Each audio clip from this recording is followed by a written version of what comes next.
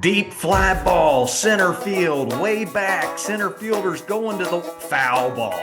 That ball smells foul. Owl. Episode 115 of the pod. That's Barry Zito on the ones and twos. He lives in Nashville. He produces music now. Give him an attaboy in your brain and in your mouth. Um, Coach Chop, no hat, great salad. Coach Flicky, hat, glasses. Go to the YouTube if you want to watch.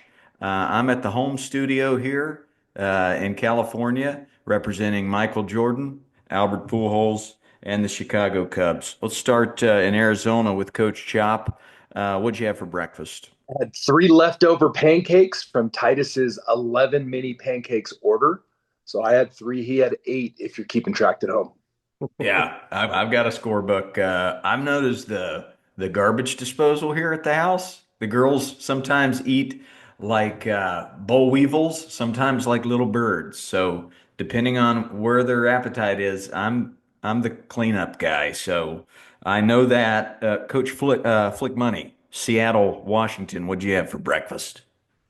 Coach, I had Cafe Bustelo, an espresso grind coffee with a little bit of vanilla creamer, and 2 cups. I'm actually doing intermittent fasting. I've got to drop a few of the stress-related winter LBs that I've put on, and so I'm doing that. I'm excited. I'm moving the body, and I'm just fired up to be here, Coach. I can't wait to see where we're headed today. Intermittent fasting salute. I mean, I want to go here, but that's the hustle salute with the hands. Yeah, What's a fast? I feel like it's kind of like rubbing the belly, with a little bit of rub the belly. Get there. Yeah. Fasting salute. Well, it's all questions, all your questions today, listeners. So, just a quick shout out of the week to this kid. I posted a story about him. He, the mom posted the picture of him sweeping a dugout. They got home late last night because he said, "Mom, I've got to sweep the other team's dugout." I mean, who does something like that? Somebody with character salute, integrity salute, just doing a job and leading by example. So, didn't get the kid's name or what city. Maybe if I find it, I'll post it in the Coach Ball Game stories on Instagram and Facebook there. But a big thank you to all our patrons that subscribe and keep the lights on. Tommy Gold, who you don't see anymore, but he's behind the scenes, still posting on social media. You can follow Talkin Shop Pod. But we've officially changed the name to just Talkin Shop Podcast with Ball Game, Chop, and Flicky. It started as a two-man race, and now it's a three-horse derby. And I think we all come from different places. Maybe before we get into our first question, which is a bit of a layup, just pros, cons, if there is, to this three-headed monster. I'll start. I know I come from a place of youth, sandlotty, happy baseball. That's my place. I also love to coach coaches at that young level, maybe coaches that have never played, definitely never mentored or coached, and give them advice. So that's kind of my space. I know Flick Money has his own space, and then Chopper in a space I've never been, never coached, that high school age, that elite travel ball. So, Chopper, let's go to you. What pros do you see here with this three-headed talking shop monster?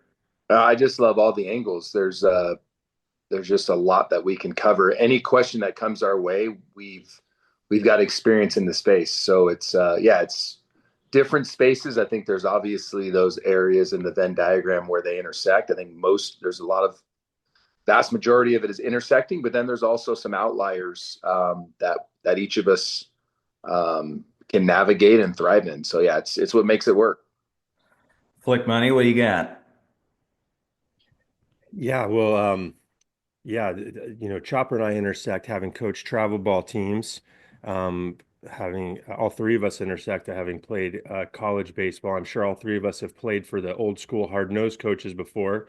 I know I did in both high school and college, and in pro ball. Chopper and I both got paychecks. I never won a South Atlantic League batting title or hit 300 in organizational ball, so we got some differences in our playing experience.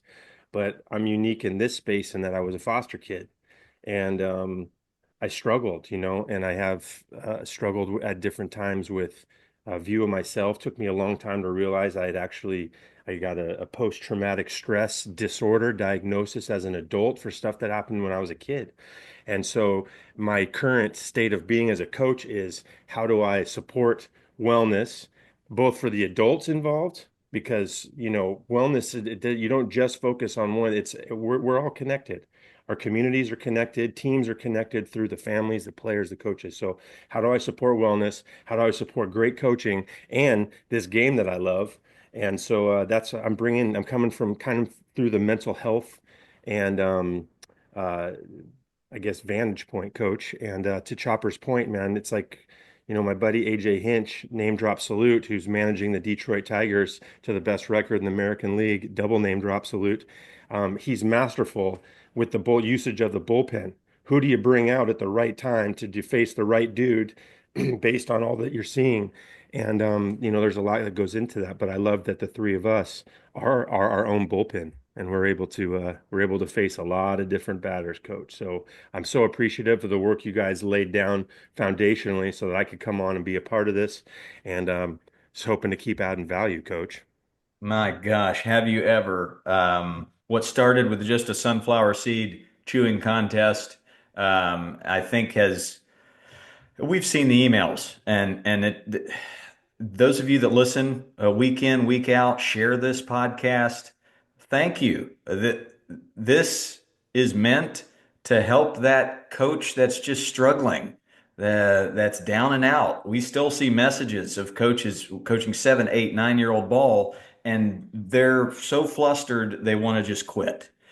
This is this is that bag of peanuts. This is that popcorn. This is that cushion, that backboard. We're going to answer your questions, help you out, and we don't have it all figured out ourselves. I think that's the beauty of it. I'm learning each day. I make mistakes each day.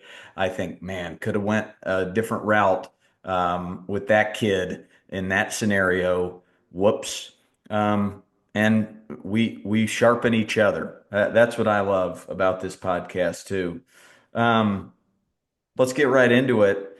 How do you decide what is the proper bat for a kid? I actually get this question a lot. Um, you get it with gloves, you get it with bats even more. What does drop five or drop seven even mean?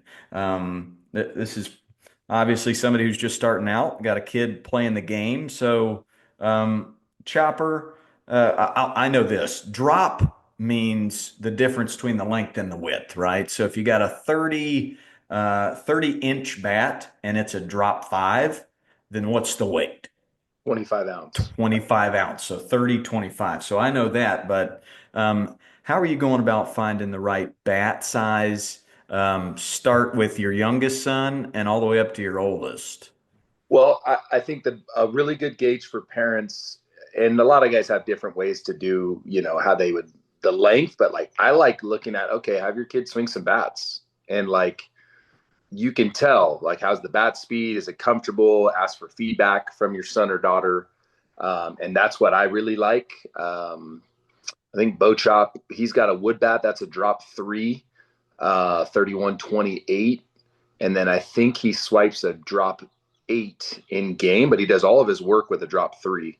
But he can navigate it. He's strong. So Tai Tai's, I don't even know what he swipes, something super light, like a wiffle ball bat. He's 8.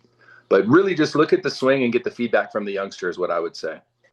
Yeah, I think the eye test is Yep. huge. If you have a chance to go to a sporting goods store or get your hands on some used bats and just go hit a bucket of balls, it's mainly the eye test.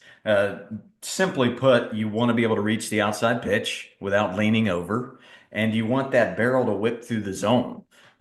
Can they swing it with one hand, and then can they swing it with two hands? But Flick Money, what do you got on bat size? Well, not too much different, but I will say, I learned from one of my mentors as a hitting instructor is Coach Mark Maktoff, the Gonzaga University head coach, who was the Team USA head coach a couple cycles ago. And he, with his own boys, he had them swing wiffle ball bats a lot when they were small. So if you got a small guy, because what that when they are strong relative to the size of the bat, they're able to build some really good mechanics. They don't feel like the body has to take over and try to do too much. And that's really what's going to crush a swing. If a bat's too heavy, not if they don't have the hand strength, the forearm muscles yet to deal with the bat size, they're going to build some bad habits trying to drag that sucker through there. So, what Chopper's speaking to with Bo Chop is spend some time with a oversized bat, a little heavier bat, so you can build strength, but not too much that it starts to degrade your mechanics. You want to have your game bat, and then also spend some time with the wiffle ball bats or a light bat so that you can really feel strong and get that buggy whip going, get that barrel whipping through there. You should be able to hear a whoosh as it gets through the zone. That's a magical sound, coach. Yep, absolutely. And if you're going to err on the side of something, for me, it's lighter. Get something lighter that they can control. Same with a glove. You want them to be able to Javi Baez that glove around. You don't want the glove controlling them. Same thing with the bat. You don't want the bat swinging them. Um, Number two, topic number two. What are your thoughts about coaches calling timeout to run out the play clock in youth games? Let's say 12U and younger. We've talked about this in the past. Go back and listen to the episode, Did We Just Save Little League? Where we come up with ideas to make youth baseball, youth softball, Little League better with hybrids of rules. But What um, number what number episode was that? Did we just say Little League? a good question. It's I'll look it up. not too far away. Chopper's on it, but it wasn't too late into the 90s, maybe 80s. But what do you think, Flick Money? I think we all disagree with this. A little more context. They could be talking to the pitcher, talking to the batter, or even subbing a player in. Once you hit high school or older, there's no play clock, so you got to finish out the game. But this has always rubbed this coach the wrong way. Flick Episode Money. 89, boys. Episode 89, 89. by the way, eight nines. Dang it. Make Little League better. Coach, yeah, this is Bush League on the other coach's part because it's everything we're talking about. It's prioritizing the win over the development. If my kids are hanging on to a lead, right, I want them to learn how to play well in that situation. And that is a very specific situation, how to mentally, you know, knuckle down a little bit when you feel the momentum starting to shift the other direction. Doing it for them by running out the clock, I think that's Bush League. It's putting your own wants or needs over that of your team developing. Having said that, if I'm the opposing coach and it's being done to me, I'm going to do everything I can to trip up that operation, which is this is a skillful use of your time talking to an umpire. Hey, we see what's happening here. Can we speed this substitution along? Because as you can see, we're nearing the end, and these kids deserve a chance to play this out.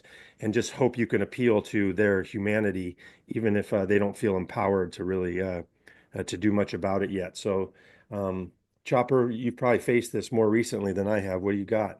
And it's embarrassing. It's everything you just said. It is. I mean, you want to get me in a tricky space mentally, bro. Like walk slow out to the mound. It's bush league. You're robbing your kids from the opportunity to hold the lead or lose and learn. And so, dude, it's bad. I could name multiple teams that do it. I won't. But everyone that's in this circuit knows who they are. It's really, really, really, really wrong.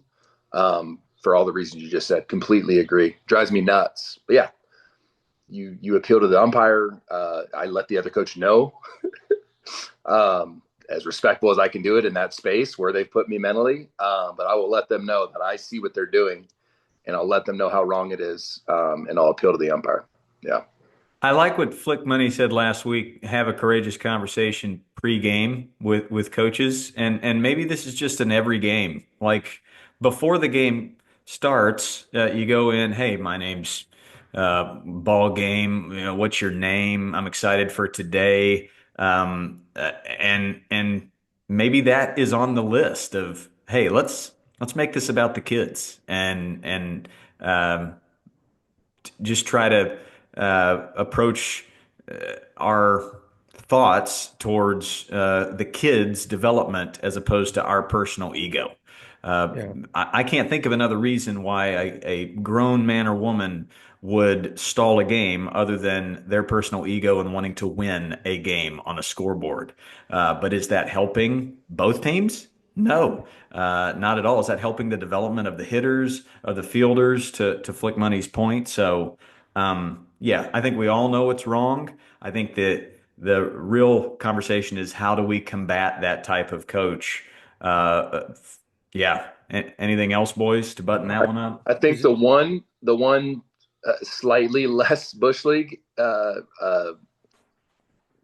reason for coaches doing it is if they're in a bind with pitching. So meaning, and once again, it's still wrong, but it's a little bit less nefarious. Bang, good word. Because they're just like, okay, we don't have the pitching to navigate this. But like for me, if I'm in a spot where I know I want to save pitching or whatever, I don't slow the game down. I tell the boys, hey, we got to hit for a while. Like not in a bad, like we got to swipe. Let's get a bunch of hits, put balls in the gap. But I'll never, ever, ever go the route that you see from some coaches. It's like, if you know that we're in a spot, we got to hit. Like, let's earn it, but we're not going to do it in a way that is outside of the white line, so to speak.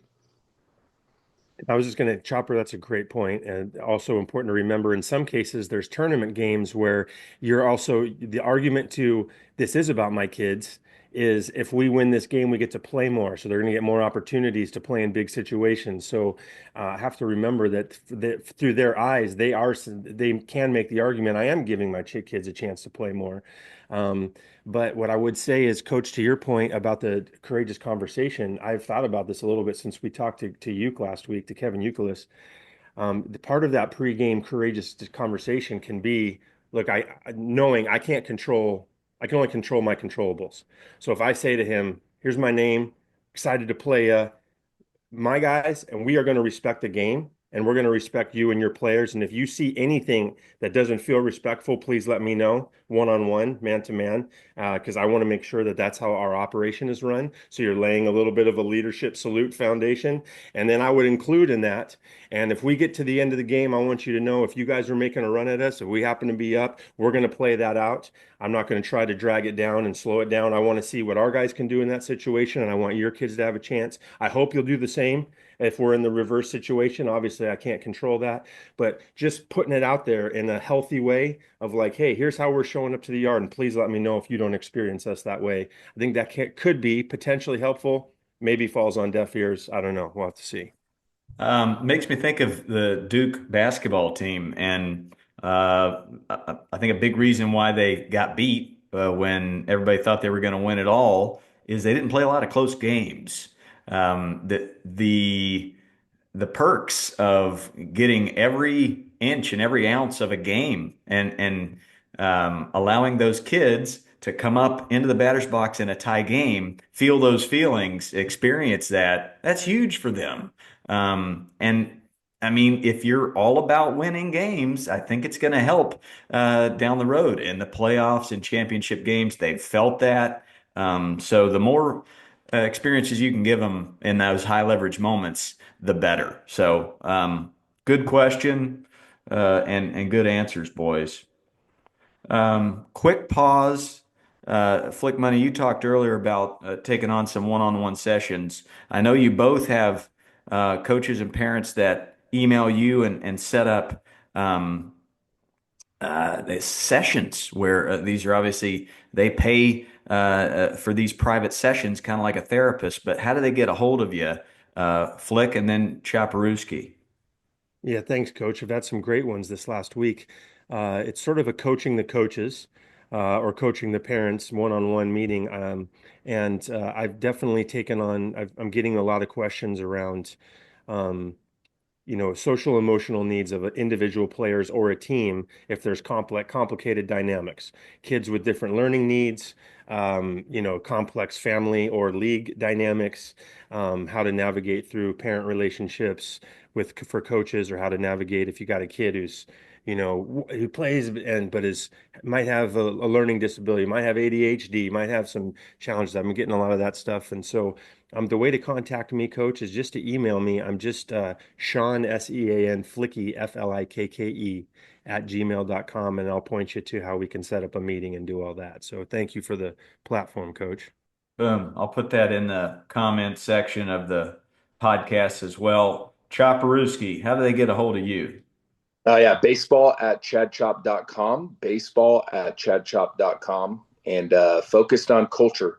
And I've had a lot of really good one-on-one meetings, questions, staying in contact with my coaches. But yeah, it's baseball world, it's business world. You want to build a culture with standards, striving for excellence. I got some ideas. Bang. Uh, Question three, talking about ADHD, tips for helping my 5-year-old with extreme ADHD, playing 6U coach pitch. He's easily distracted and disinterested. Well, I'll start here and then I'm going to throw it over to Flick Money first. There's a lot of 5-year-olds that are distracted and disinterested. I don't normally see a big change from what I call penguins to humans until they've had a full year of kindergarten. That full year of school, something clicks. They start to listen more. They're talking to their kids or tickling their friends less. But at that 3, 4, 5 age, I definitely turn my expectation volume way down. I shift it to there's probably going to be one kid staring at me listening and 9 kids off into space.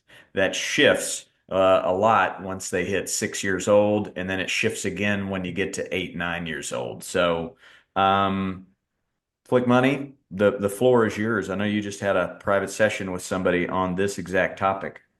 Well, yeah, and it's important to note I'm making some assumptions here, and I don't know that the assumptions are right. We don't have all the context. It's a different conversation. If the child has an ADHD diagnosis, that's a mental health disorder. And if they have a diagnosis, then there are professionals who are very well versed and well trained. And I highly recommend getting a recommendation in your area for who works with young people with this disorder. And that can be really, really helpful. Sometimes now it's become such a mainstream sort of diagnosis that people will say, "Well, this kid's ADHD," when we really don't know if they have the disorder or not. Some kids are just really high energy.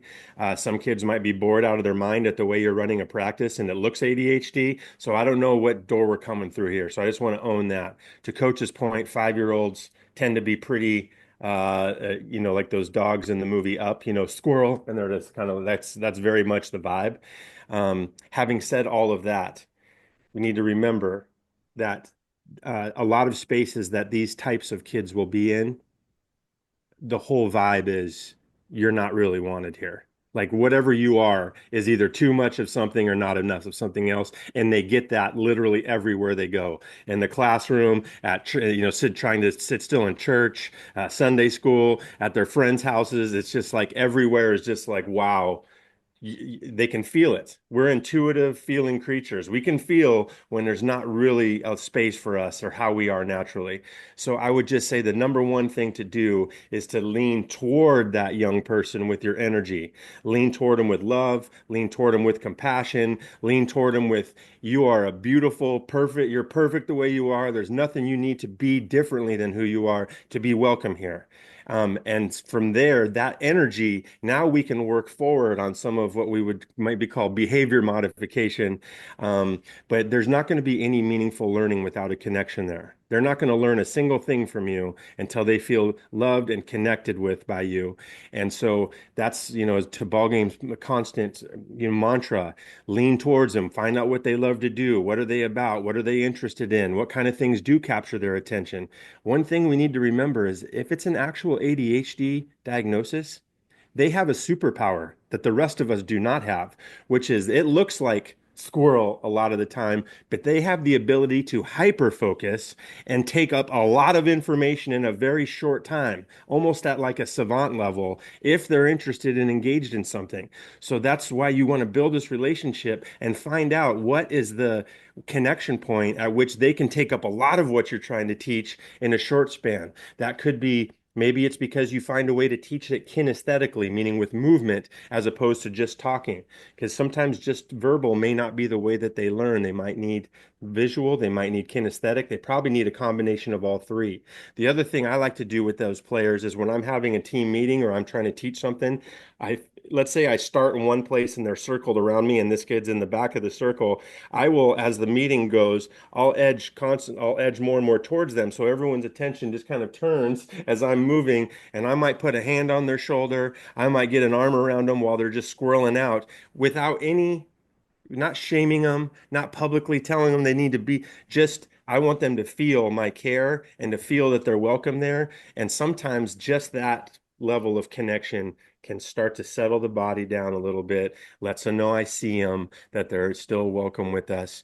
And then the third thing is just to really do your best to keep explanations short, a lot shorter than I've done on this one, and and try to engage them in as much fun, joyful activity. Those practices should almost be like a baseball party with 20-second explanations of the rotations of the drills or whatever you're trying to get done. So that's where I would start, Coach. Masterclass there. Masterclass. I'll definitely edit some of that into a post because that's so necessary. And I saw it firsthand. The rookie coach ball game, and I put this in the first chapter of my book, which is out, where I throw high praise at both these gentlemen on this podcast. But it was a hard pass when I saw this type of kid as a rookie. Oh, they're not a baseball player. They don't belong here. Like this is a 22-year-old coach thinking that right out of the gates. Thankfully, Flick Money, as he just described, he led by example and he went a different route. And now we're talking about ages 5 to 12. This was a camp that was ages 5 to 12, which if you're a coach of that age, we're in the business of bringing everybody back. Like these kids probably don't like the game, and they need to be there to learn lots and lots of life lessons. It might shift once you get into high school, college, pro ball when it's more of a serious thing. But at these young ages, you got to be in the business of leaning in and finding those productive qualities. And here's something I've noticed. I've got a kid with autism in one of my classes, and my knee-jerk reaction, even after 21 years of trying to do it right, is shun. Um, uh, Put them in the other dugout. Other them. That hurts. That hurts me. I'm ashamed to say that, but it's just, I guess it's who I am. But I've turned that down over 21 years to a volume of about 0.05 decibel when it used to be 10.5 to where I can go, oh, your instincts stink, James Lowe. Let's go. Let's do better. And so it's kind of it's a curse and a blessing because I'm like, look how far I've come. But that initial reaction is still wanting to other them and weed them out. I love trying to rally kids around this child as well. And if nothing else, build a culture of um, we're all different. And some of us were born very different, but we can all come together like Benny the Jet and Smalls and create a great culture together. I went to a conference for autism last week and I asked a professional, how do I navigate this world? How do I have one kid with autism, 13 that are neurotypical? There feels like an elephant in the room where all the kids are staring at this one kid and this one kid is staring off into space.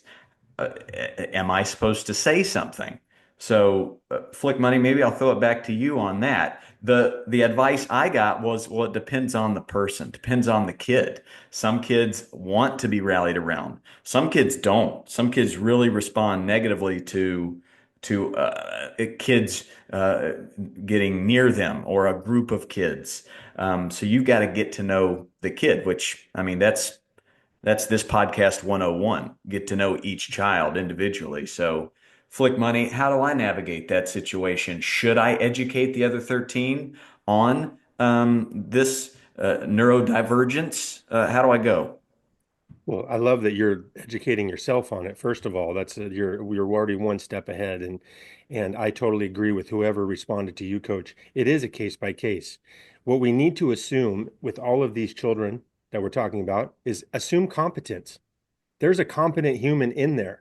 Now, there might be struggling to figure out how their own brain and body's working. They might be struggling to figure out social spaces. They might be struggling to figure out how do I do what this coach has asked me to when my body impulses are to do something different. But in there, we need to assume they actually want to be having a great experience, right? So engaging them, how can how can I help, sort of, how can I help you? Would you like more, action? Would you like us to rally around? Would you like us to talk about what autism is or what ADHD actually is? Or do you not want that spotlight on you? Engage the parents, I think doing all of those things, though, every single action that we were talking about right now, we're talking about loving someone. We're talking about let's try to find ways to make this work for you and for our squad. All of that is leaning into them. So you don't need to be perfect. And these coaches who are listening right now, you don't have to be perfect at this. I'm not perfect at it. I'm working with kids who are not neurotypical and I'm still learning.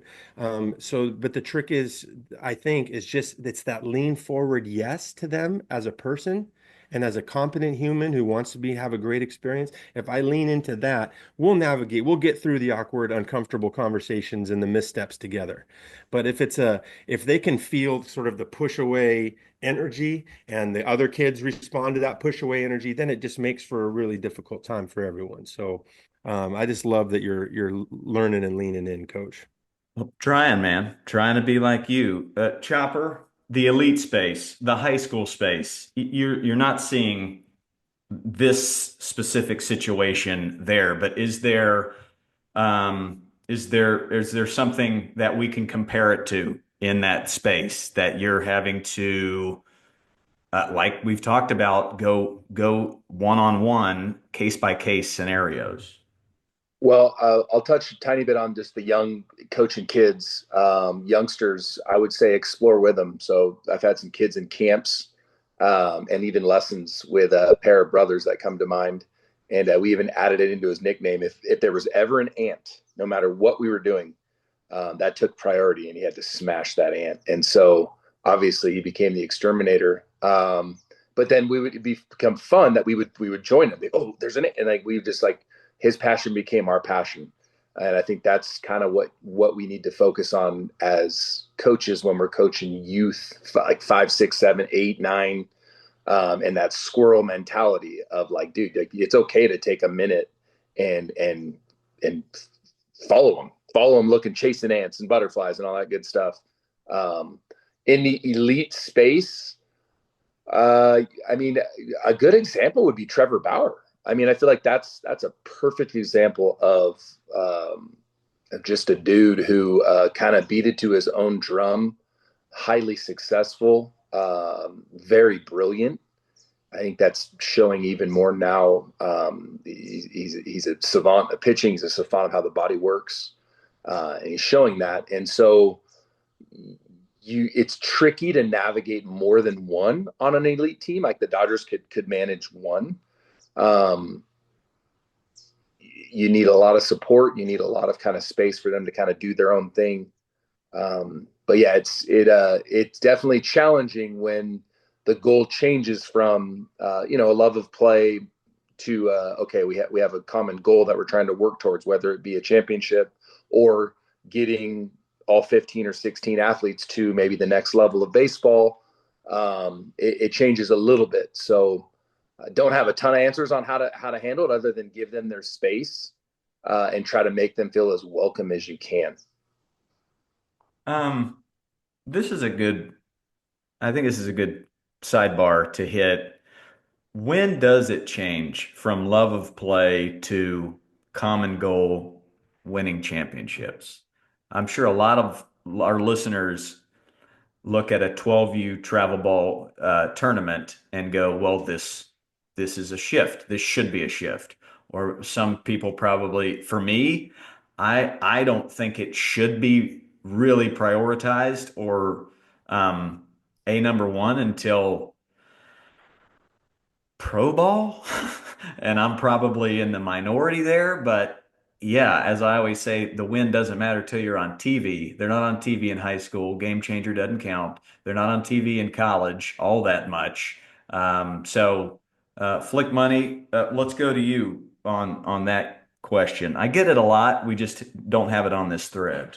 The difficult thing here is, um, for we're mostly talking to coaches. So let's look through the coaching lens.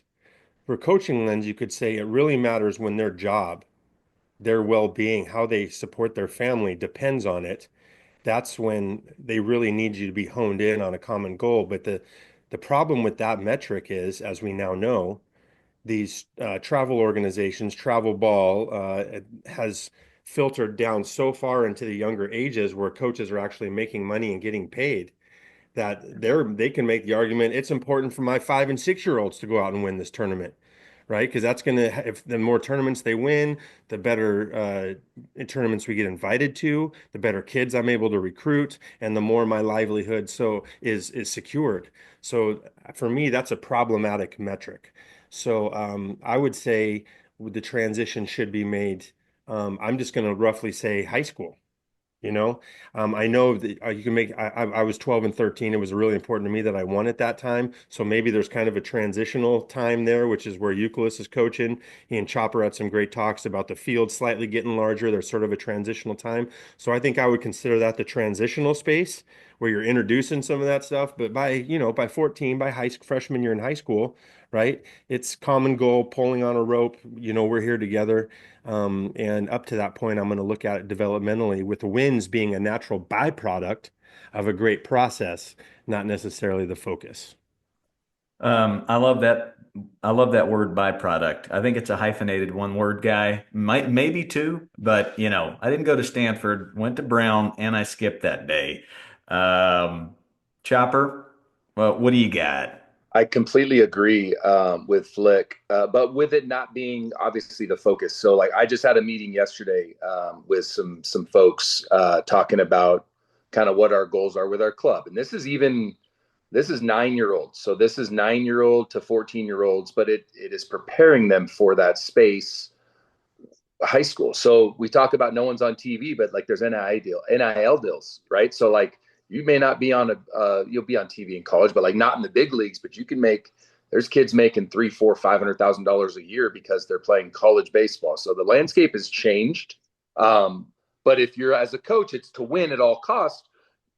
You're not going to set them up. So the goals that I gave for our folks that are going to be diving into kind of our next chapter in pups is these are our goals: inspire, cultivate major league humans. So servant leaders, confident, kind, humble, creative, hardworking, empathetic, fearless, resilient, great teammates, ability to do hard things, fundamentally sound, high baseball IQ, high athletic ceiling, great body language at all times, great students, great role models in the community. And so that's the focus. Now that takes a lot. And then for like a 9 year old, it's obviously looks different, right? Can we start nudging them towards better body language? Can we start nudging them from the like, oh no, I'm the worst, when I get out, to like, dude, it's okay. Who's your favorite player? Watch how they carry themselves. And then it's clearly a different metric of like, man, he's only blowing up once a game instead of after every at bat if it doesn't go right. As you get into that high school space, to Flick Money's point, I think it completely changes, and I think it has to. What's your intent? Where's your heart as a coach? Is it standards based? Is it cultures based? Or is it wins based? What I can tell every coach, and I can give you the numbers to back it up. I've got 7 years at the high school level, at one school, 2 at a different school. Currently hold the highest win total ever for that school and the second highest and every other highest, all 7 years. My focus was never winning. My focus was standards. It was culture. It was tough love at times because that was what was required for that athlete. You got to know your audience. But the results were there because they weren't the focus. If my focus was to win at all cost, you wouldn't have athletes that want to run through a wall. You wouldn't have athletes that still to this day say, "Man, dude, you changed my life to be a better man, and you set me up for success at the college level and into manhood." So it's a tricky answer in the sense of it's not win at all costs because you'll lose. You'll lose the relationships, you'll lose the kids, but it's standards and it's culture at all costs, and that'll set them up for success. And if a coach is like, "Dude, I just really want to win," okay, release that and focus on your standards and your culture, and you'll get the result that you want by not focusing on it. It's good stuff, man. I'm taking notes left and right. Like I'm waiting for that transition in parenthood. Like when do I father a daughter who's in 7U, and now I'm starting to see my 11-year-old turn into a 16-year-old real fast. And it's like, is it apples to oranges? Is it kind of green apples to red apples? And going to keep learning by failing each day. But I think it's an interesting topic of um, when does it change from apples to oranges? You know, when does it change from love of play to high school, NIL, college ball? And like, I think apples to oranges gets a little bit confusing because you still want to be you. Like if Coach Ballgame coached high school baseball, I would definitely talk differently. I would definitely approach subjects differently, but I feel like my heart's still going to be in the same place. That's the whole goal. And it's probably for another day just to uh, discuss the differences between like when is tough love right? Is tough love ever acceptable in the youth space? But yeah, I think we could probably go a whole hour on that because there's a lot of ins and outs and what have yous. Well, But and the other piece, and when we have this conversation, coach, is to remember developmentally, there are stages. They're very different yeah. stages. And a 12-year-old and a 16-year-old are very different. There's some rapid change happening. So when we bring it up, I'll bring in some of the neurodevelopmental sauce, and we can really see how some of these transitions and what some of the levels of coaching could be at different developmental stages. And the What are you other guys thing doing too, next Tuesday? Maybe next Tuesday. You I guys, think you that's guys, you guys yeah, open? Yeah. I think that's the topic for next Tuesday. And one thing I'll say as kind of a tease as well is, and all you have to do is Google this, but the high school space is kind of broken because you've got some kids at that age that really, really, really have a goal of playing at LSU or playing professionally. And then you've got other kids that have every right to have a counter view of like, hey, I just want to have fun. And like, this is little league. I'm just older. I'm older. And so it's a big field, but nothing's changed. And I think that the critical component is neither of those kids. It's the parents. Mm. And so that is the root of why there are so many preparatory academies popping up, is because mom and dad want to still do what they're doing at the little league field, clinging to the fence and manipulating everything for their son or daughter, and it leads to the toxicity that forces really good coaches to never touch the high school space again, which the kids lose in the end. Oh man.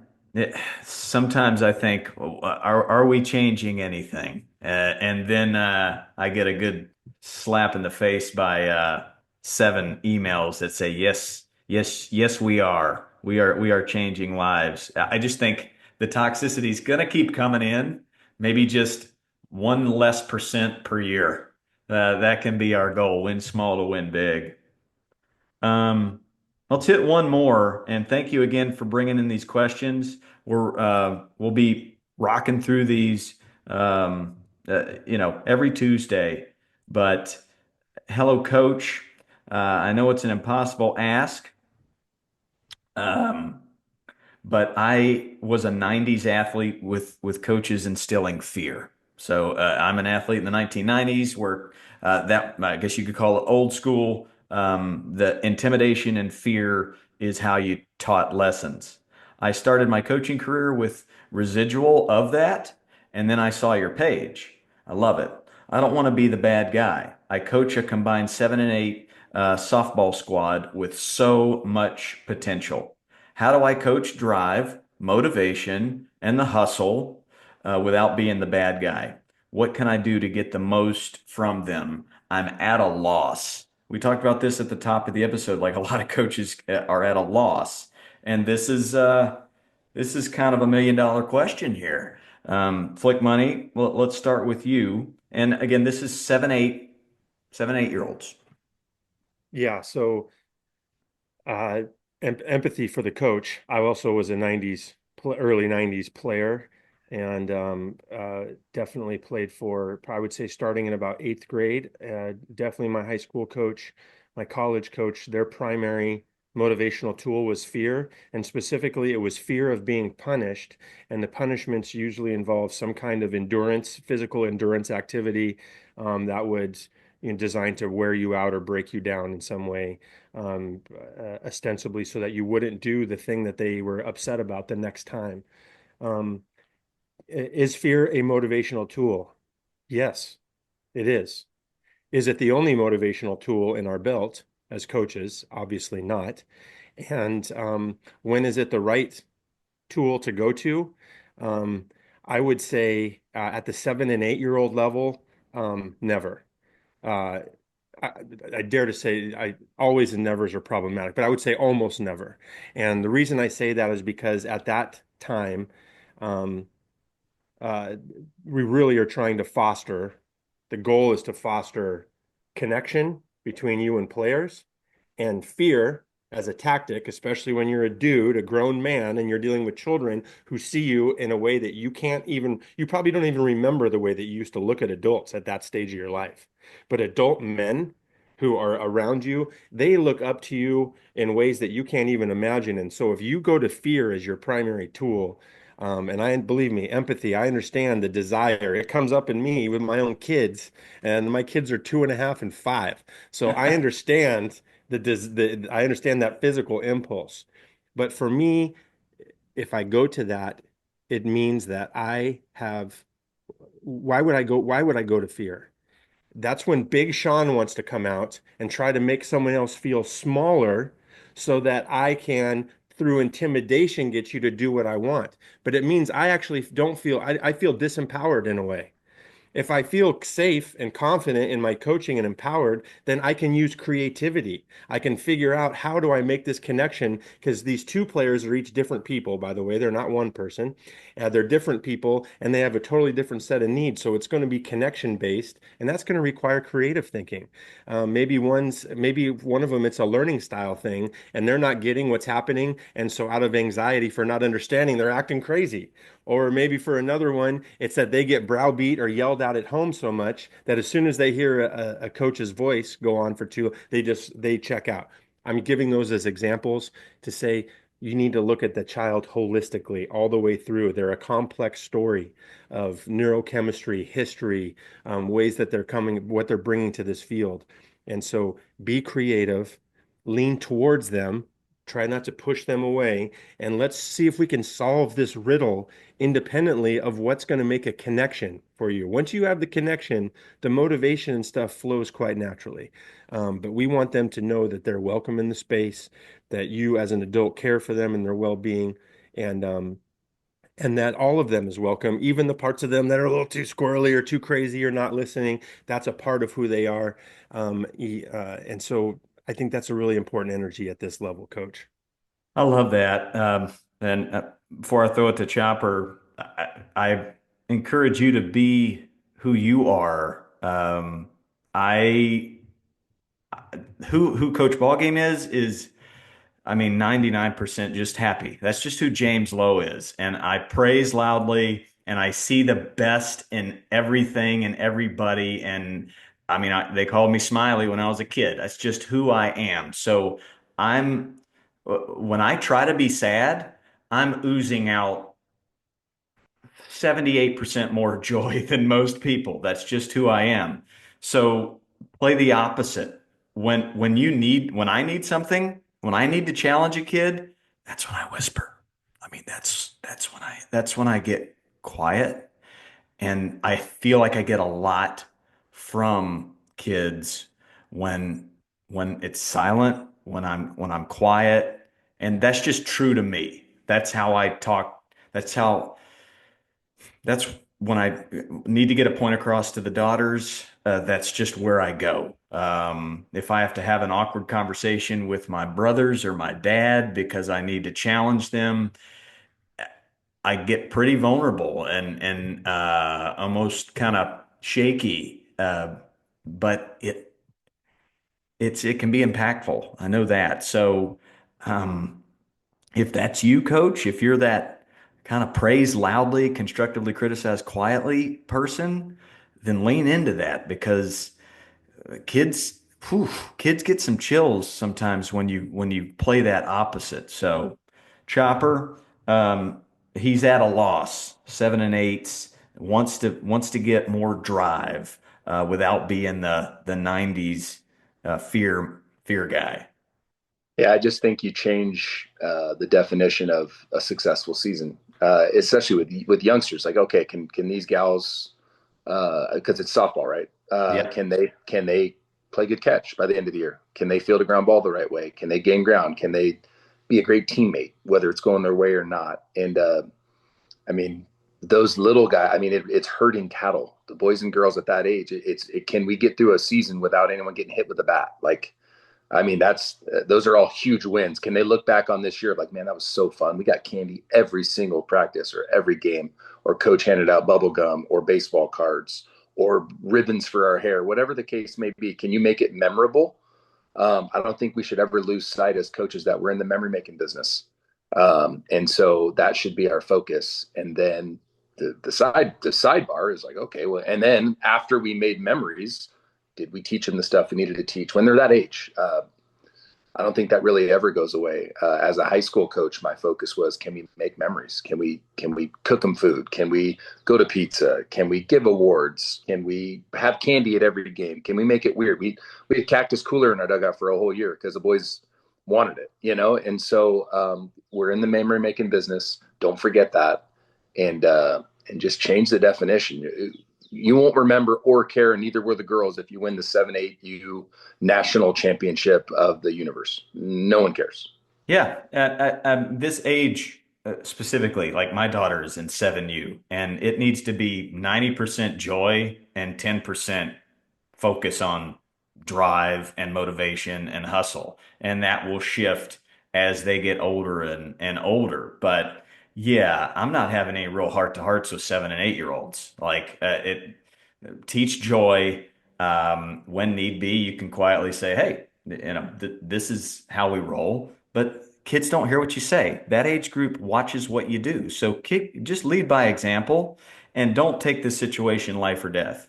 They haven't hit puberty yet. They're going to mature out of a lot of the squirreliness and lack of interest is what it seems like. But I get it. I was that coach, that 8 year old who looked disinterested and wouldn't listen to what I say and had no drive, made me feel like a failure. I got very insecure, and that's when I got angry. So just just try to shift that focus. Flick Money, we'll let you close up shop on this topic and the episode. Well, no, you guys reminded me of a couple things. So that's why I love this three-headed setup. Um, Chopper, it's really important that we can use positive reinforcement things. You know, the cactus cooler, I know Chopper's had a pocket full of whatever the candy of the day is to reward great behavior, great choices. To Coach Ballgame's point, let's celebrate them when they make good choices, right? That's going to be really helpful. I don't know the 7 or 8 year old girl that doesn't get fired up over a couple of Sour Patch Kids, you know, if they get recognized. All people want to be recognized for the good things we're doing. So let's recognize them. And then the other thing is, I would have a meeting with my whole team and let's create a little team charter, a little team contract as to if what are our like three non-negotiable priorities, And if we step out of those, what should our consequences be? And kids also want consequences. They want boundaries. That's part of it. But if we set it up together, we build it together, there's going to be buy-in across the board. It's not going to feel like singling out. So if it's, hey, if someone's not listening when we're trying to set up this thing, or one of our pillars is having fun, but we can't have fun if we can't even get into the drill or we can't even get into the game situation, the scrimmage. So if someone's taking us out of that, what should the consequence be? I don't know. It's 15 jumping jacks. Cool. Then that's going to be universal across the board, including for the coach. If I didn't get something set up, I wasn't there on time early enough to get everything set up, and I'm dragging us down, up 15 jumping jacks, I'm going to knock them out too. So as long as it's applied universally and it's not in a demeaning way, you can hold standards, you can hold accountability, you can still teach the important things, but it just becomes part of a culture of growth and learning. And I think you got big things ahead of you, Coach. Boy. Yeah, my 7-year-old daughter, she can't wait to come home and ask dad to play catch, and she's very excited to push pause on her dance and start playing more softball because she had coaches who did not yell at them and did not push them to be 18 years old. It was a lot of joy. We were the Ducks. There was a lot of quack quacking going on and games at the practices, and they gave out a little ducky at the end of each game to the girl that made the best choices. So, yeah, good things ahead for you there, Coach. Great question. All the questions, love them, bring them each week. Um, Me and Flick Money are going to see each other this weekend. Oof, Minnesota bound.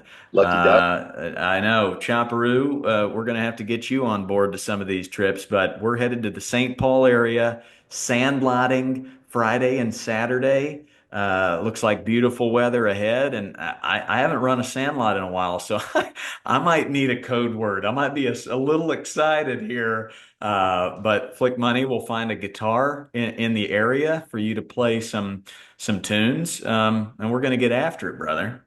A code word, Coach, I know it runs deep into your DNA. We're going to go, code word is DeVito. Code word DeVito to just help bring you that laser focus you used to feel on set when you were acting with guest appearances in classic shows like Chuck, True. Criminal uh, Okay, Minds, Criminal yep. Minds. Yeah, among others. so Yes. if you hear DeVito, it's Yeah, calm down. Just cool down just a wee bit there, DeVito. I love it. Shout out. He's in the book, by the way. He talks a lot about being yourself, and Danny DeVito is himself to a T, and that's what he taught me. And so there you go. DeVito's a good word. I'll be staying with a couple college friends from Brown who live in the area. Shout out Jay and Bob Deeb. So gonna be some fun. I I enjoyed this day, and I enjoy both of your company. I do love you both. You're two of my best friends. It's just how it is. love you Love too. you too, buddy. What an honor. Dang. It doesn't get any better than this.